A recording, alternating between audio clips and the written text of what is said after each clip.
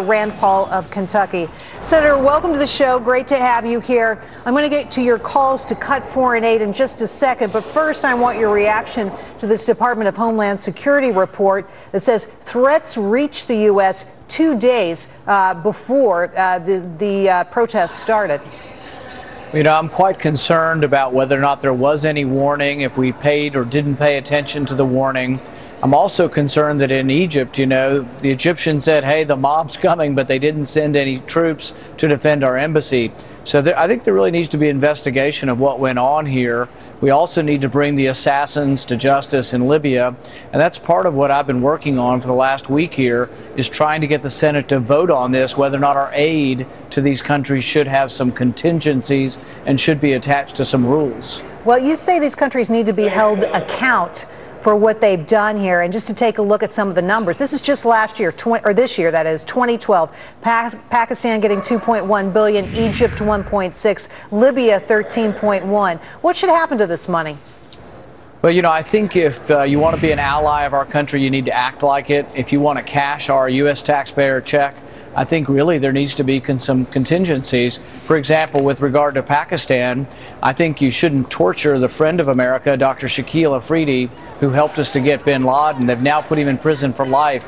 That doesn't sound like the actions of an ally. So I've proposed several things. It could go back to, if we don't spend the money in these countries, it could go towards lowering the debt. Or last week I said to Senator Reid, we could even use it for the Veterans Benefits Bill.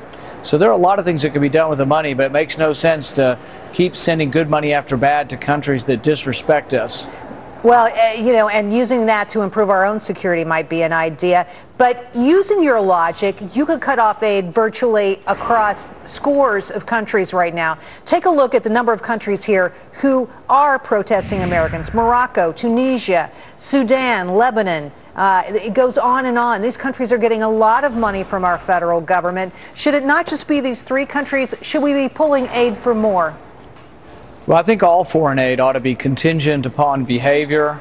I think when large parts of your country are burning the American flag, it doesn't really show that you're very appreciative of the help that we're sending to your country. So, yeah, as a prerequisite for getting aid, maybe your country shouldn't be burning our flag and chanting "Down with America." Doesn't look very good.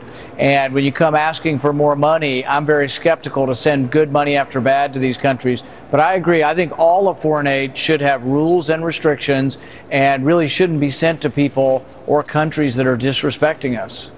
Well, I think your critics would say that it's difficult for these countries to control what is in some cases a minority view. What do you say to that? Well, you know, controlling the crowd, you can't always control the crowd, I understand that, but the Pakistani government is imprisoning Dr. Afridi. The Pakistani government was accused of torturing Dr. Afridi, the man who helped us get bin Laden. The Egyptian government is responsible for the safety of our embassy. So, yeah, in some cases the crowd may get out of control, but it is Egypt's responsibility to send troops, weapons, tanks, whatever it takes to protect the Egyptian embassy. We would do the same for them in our country. It's one of the basic things of a civilized country. You have to protect every country's embassy. Well, my understanding was Harry Reid was standing in the way of this. Do you think that after what's happened, that more people will have a point of view similar to your own? Well, I've gotten word this afternoon. I've been having discussions with the leadership on the other side that I think they're going to allow a vote. The question is, will some in my party allow the vote? And so that's yet to be determined. We're going to find that out in the next 24 hours or so. But if I can get my colleagues to agree to have a vote, we're at the very least going to vote on whether or not foreign aid in this country should have some contingencies and whether or not we should let countries just run roughshod over us and still send them more money.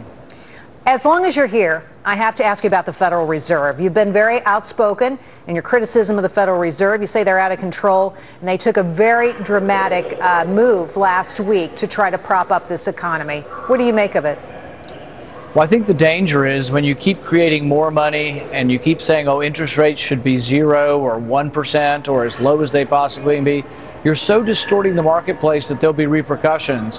One of the repercussions we already see, and that's that gas has doubled in price under President Obama.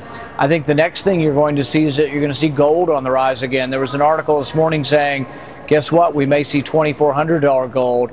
I'm not worried about $2,400 gold. I'm worried about $24,000 an ounce gold if we finally get all of this money chasing goods and that we have rampant inflation in this country. My concern is that if you destroy the currency by printing up so much of it, that you really will have chaos, and that's not what I want for our country.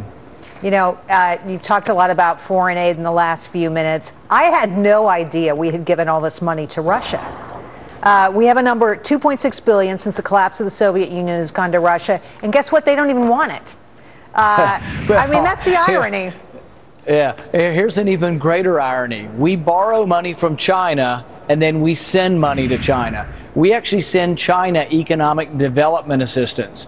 Now, if you talk about this being a topsy-turvy, crazy world in Washington, sending economic development assistance to China should end tomorrow if anybody up here had any sense. Well, boy, that's a compelling argument, given the way they're treating us in the international marketplace. Senator Paul, thanks for coming on tonight. Great having you here. Thank you. All right, well, despite the ongoing turmoil,